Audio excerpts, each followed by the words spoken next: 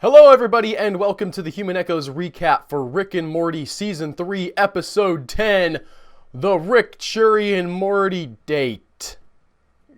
They're really stretching with the titles here. I guess you've been stretching for a while, but wow, that one was a mouthful. And I'm gonna say right off the bat here that I didn't love this season finale. I liked the episode well enough, but I felt like as I was watching it that it was just kind of a little bit lackluster to wrap up the season. And as soon as I was done, I go on the internet, I read what other people are saying. I went on the subreddit and saw what people were saying about the show, and people mentioned that Dan Harmon had at some point said, "Oh, we wanted to do more episodes this season, but we didn't, we ran out of time and we had to put something out. So it was going to be a 14 episode season, but we ended up with 10. So this just kind of ended up being finalified. Enjoy." And that was, that was disappointing, I will say. I don't think that this is the cherry on top that, as a Rick and Morty fan, I was hoping for. I didn't necessarily need it to be massive, like, amounts of carnage, or like the special effects weren't important to me so much, but it felt like that this didn't wrap up the dynamics of everything that's been happening throughout the episode with the family the way I would have liked. You see Rick and Morty at the beginning, essentially if you saw the preview from last week, you know what's going on here. They get called in by the president. They're asked to shoot this thing in the corridors underneath the White House. By the way, what episode opens with one of my favorite jokes, maybe in Rick and Morty ever, which is the "Go football! Play harder, football!"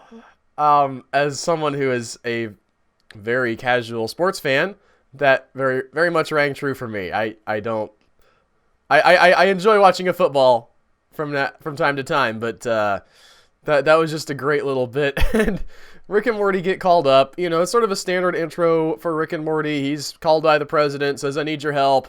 They're in the, corridors under the White House hunting this thing. They called it a Googa? I didn't actually look up what a Googa is. I don't know if that's a real monster or if that's just a word that they used. But anyway, they shoot at it. It goes into its hole, and all of a sudden they're like, "Wait a minute, this sucks." Even Morty thinks it sucks. Morty doesn't want to be hanging out with the president. He's like, "Look, it's season 3, Rick. We want to be doing cooler stuff than hanging out with the president. We've been seeing internet." This is my Morty voice, you guys. It's not good. I'm sorry. I'm going to abandon that bit. Point being, they just nope out and go home and play Minecraft. Rick has some thoughts about Minecraft, but he comes around to it, which, as someone who's been getting back into Minecraft, probably more than he should, I enjoyed that bit a lot. And the president has surveillance on them, possibly by satellite. That's what Rick says. It seems kind of weird that a satellite would be able to see through the roof of the house and everything, but what do I know? I'm not a scientist. Maybe they have cameras inside Rick's house and somehow he doesn't know about them. That seems even more unlikely than the satellite thing, so let's go back with the satellite. And he says, "What? They blew us off? Oh, how dare they?" And gets mad, and the rest of the episode is essentially the president and Rick having like a breakup type fight, which is, it's fine. I guess it's kind of funny. The fact that Rick doesn't care about the political power of the president, and the president's all mad about that, and Rick keeps trolling him and brings peace in the Middle East, and I'm sure that'll definitely be a thing in the future of Rick and Morty. Like, that's funny, I guess, but again, it doesn't feel like finale material. And again, it's not even really the strongest Rick and Morty material. We've seen a lot of great stuff this season where they're digging into the characters and their motivations and what drives them, and sort of talking about mental health and how important that is, and how we delude ourselves, and a lot of really interesting character-driven stuff. And then here we are with Rick and the president just kind of having a spat, and the politics of it aren't particularly timely. Although it's impossible to be timely with the politics of Trump, right? Because he's got a new thing every week. But it feels like out of time. And then the most interesting thing in the episode is something maybe we could have predicted, right? Beth, the clone, or not the clone, we don't know. She doesn't know, is out hanging out with Summer, says something that she thinks is out of character for herself, and starts questioning whether or not she is actually the original Beth. Which, just imagine that train of logic here. Okay, you start off with, I said something that's somewhat unusual from what I would normally say. And in this universe, you can then say, have I become a different person? Have I changed? Have I been cloned into something else? That's what Beth has to deal with here. And she calls Rick, and Rick tries to reassure her, but of course, Rick trying to reassure you that you're not a clone is exactly what Rick would do if you were a clone. And the fun part of this episode, I think, is that you could still make an argument that she might be a clone. We don't know. We have no idea.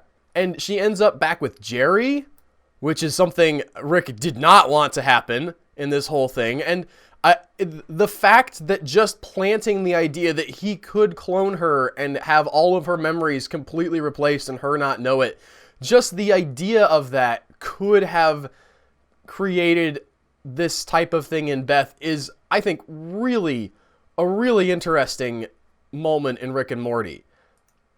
But it's not finale strong.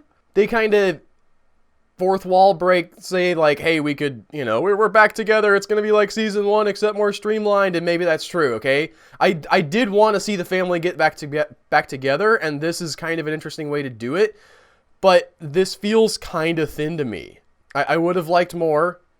We don't get more. We get what we get. And I've seen a lot of y'all also theorizing that perhaps we would get some kind of Christmas episode because of Mr. Poopy Butthole's thing at the end where he says, maybe next time you see me, I'll have a Santa beard.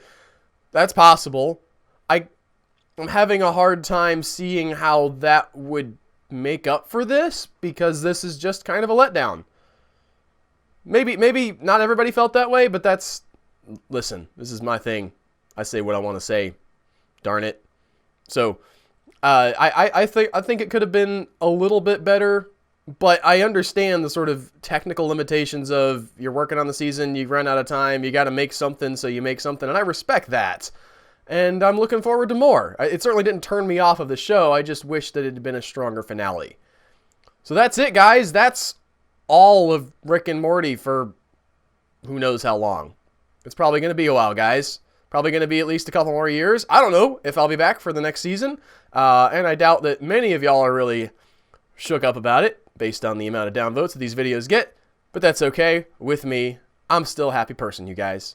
Hope that you have enjoyed it. If you've listened this far in the episode, I would imagine maybe you don't hate me completely. And leave a comment. Let me know what you guys thought of this. Tell me what you think what is going to go forward. Are we going to get a Christmas episode?